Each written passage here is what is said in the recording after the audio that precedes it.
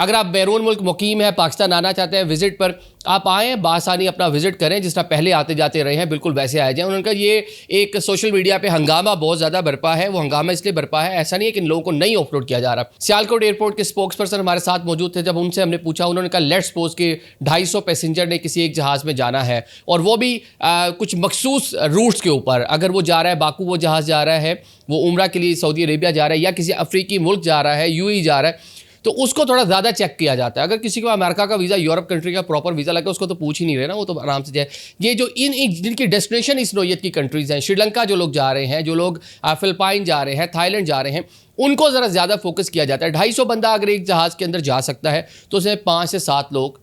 किसी में ऐसा होता है कि 100% भी लोग पूरे जा रहे हैं, बिल्कुल ऐसा नहीं है। तो मैक्सिमम भी कई ऑफलोड हुए हैं तो 5, 7 या 15 या 20 लोग हुए होंगे किसी फ्लाइट से। वो भी अगर कोई ग्रुप की सूरत में जा रहे हैं, जिनके पीछे कुछ इस तरह की चीज़ें स्टैब्लिश हो गई हैं कि कोई एजेंट उनको छोड़ने के लिए आए हुए हैं, तो ये जो सारी चीज़ें हैं इस तरह करके इसको वर्क किया जा रहा है।